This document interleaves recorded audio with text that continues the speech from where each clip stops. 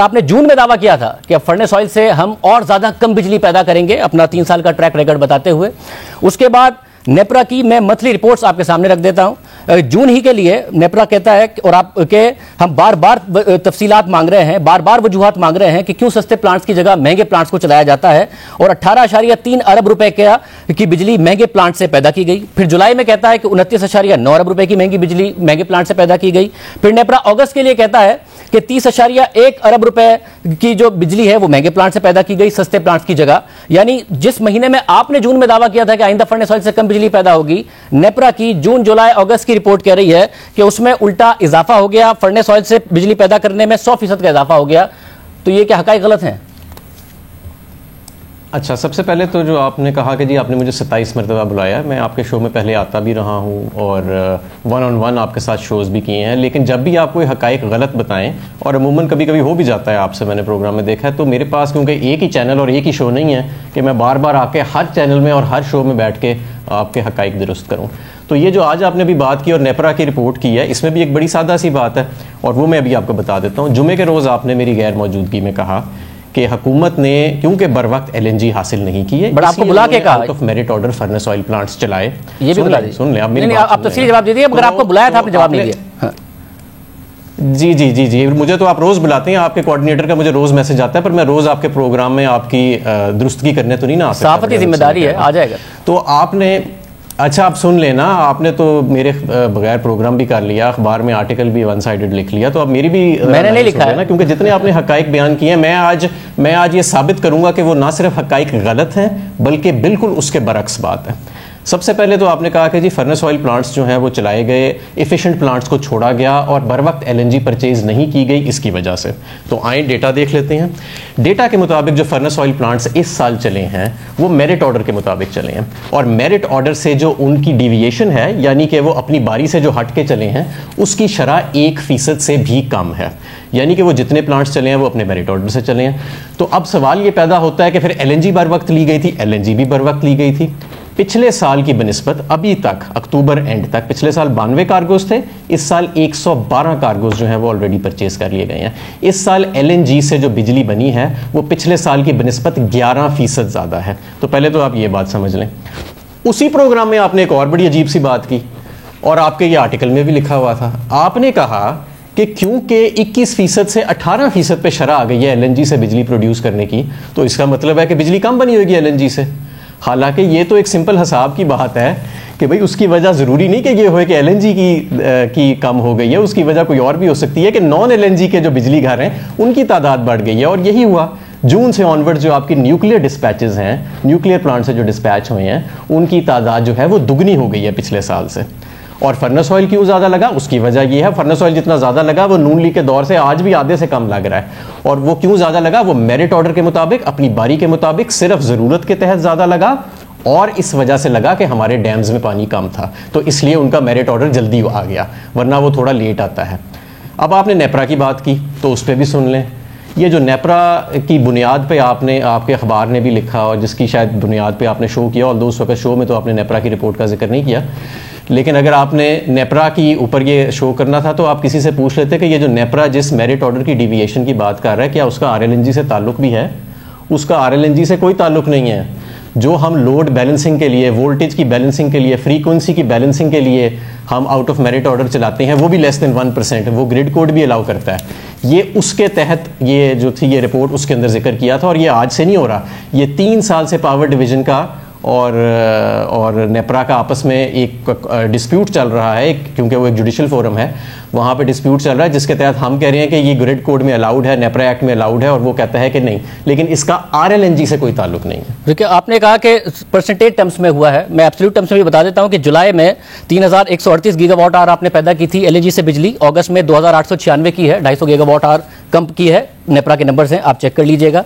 दूसरा, आपने कहा कि नेपरा ऐसी कोई बात नहीं कहता। जब नेपरा की अगस्त की हियरिंग हुई है उसमें NPCC के नुमाइंदे ने कहा कि हमने 1000 MMCFD LNG मांगी थी, हमें 671 MMCFD LNG दी गई है, और इसको फिर head of NEPRA's monitoring and enforcement जो विंग है मिस्टर खावर, उन्होंने भी कहा कि जी पूरी तरीके से नहीं दी गई है, जिसकी वजह से 1.3 अरब रुपए का नुकसान होगा under utilization of efficient plants, और 1.9 अरब रुपए का नुकसान होगा मेरिट ऑर्डर की खिलाफवर्जी का।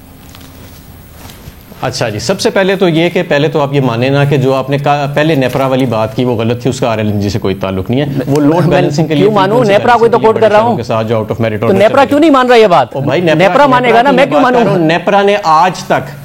नेपरा ने आज तक आरएलएनजी के अकाउंट पे कोई पैसे डिडक्ट नहीं किए मेरिट ऑर्डर की वायलेशन की वजह से टिल दिस डेट पाकिस्तान की तरफ। नेपरा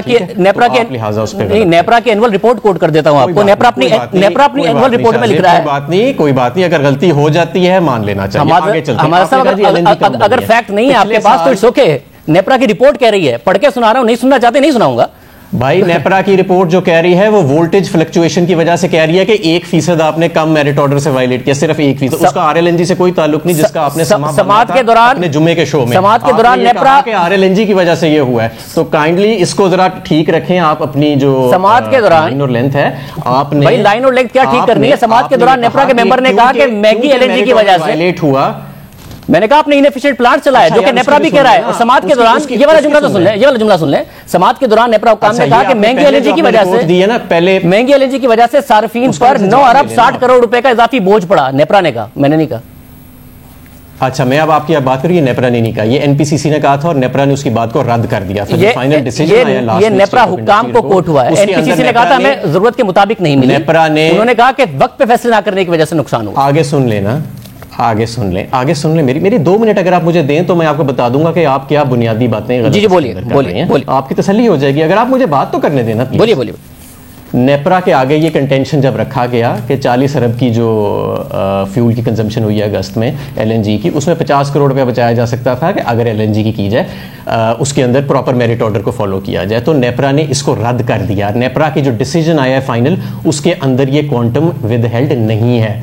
दूसरी बात मैं आपको एक और बताता चलूं कि जिस तरह इसका ये मतलब नहीं है कि अगर 1000 मांगा था और 700 मांगा था तो पीछे से एलएनजी पूरी नहीं थी या बर वक्त खरीदी नहीं गई, जैसा कि आपने जुम्मे में अपने प्रोग्राम में कहा। एलएनजी पूरी खरीदी गई थी, 11, 12 और 13 कार्गोज खरीदे गए थे इन 3 और 4 महीनों में जो पीक टर्म के थे।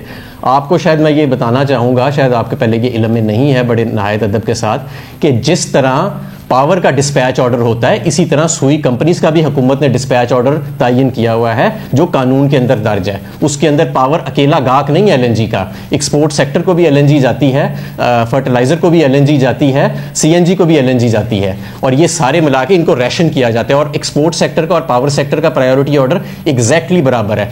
जिस तरह आप ये कह रहे हैं ना कि जी क्योंकि पावर सेक्टर को पूरी बिजली नहीं मिली तो लो जी एलएनजी पीछे से सही ऑर्डर नहीं की, हुकूमत ने जी बहुत बड़ा नुकसान कर दिया, इतने 100 अरब का नुकसान हो गया, लो जी शो खत्म हो गया। ऐसे बात नहीं है। मतलब मैं आपको फिर की वायलेशन हुई है।